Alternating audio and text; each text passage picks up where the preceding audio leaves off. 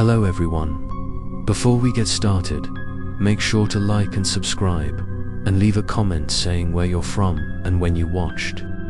That way, YouTube will continue to show you stories like this. Now, let's get started.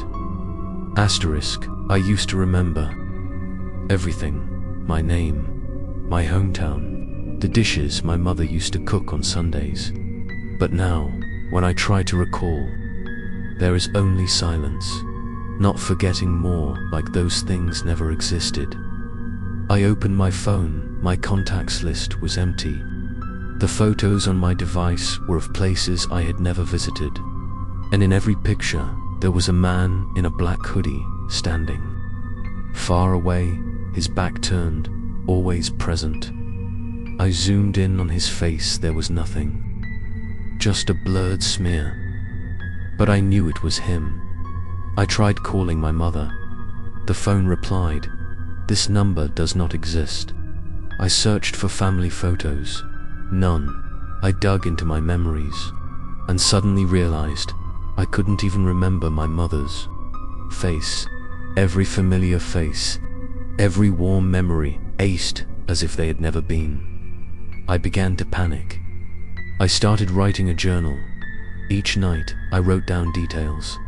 My name, the date, where I was. But each morning, the pages had changed handwriting. Some lines were written in a slanted script with dark ink, as if made from old ink or dried blood. "You're no longer you. I live in memory.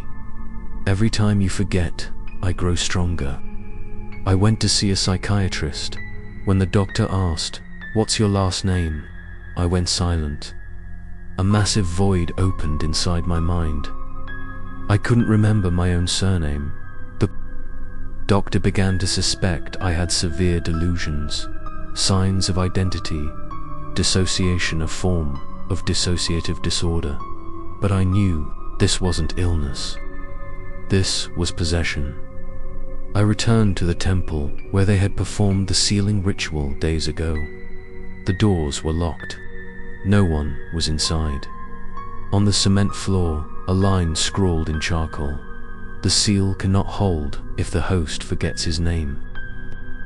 Whispered my name, but I heard two voices speaking at once.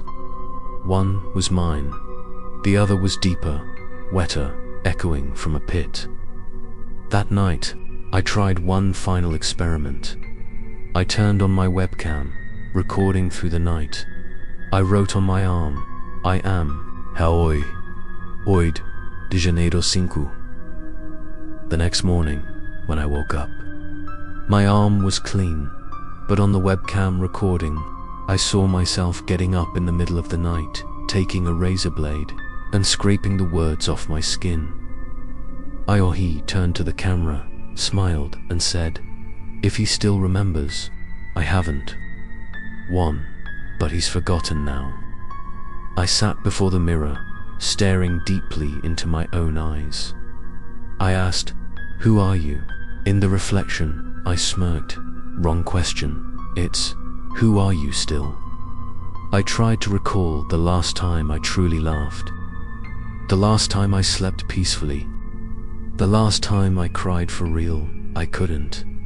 I started doubting if I was the real one. Maybe he had already won, and either one telling this story was just a leftover fragment. Struggling before I vanished, I sought out Claire, the only person who would ever survive something like this. We met in an old tea shop, brick walls, no mirrors anywhere. She stared at me for a long time. Then she whispered, "I'm sorry, but your eyes are no longer yours."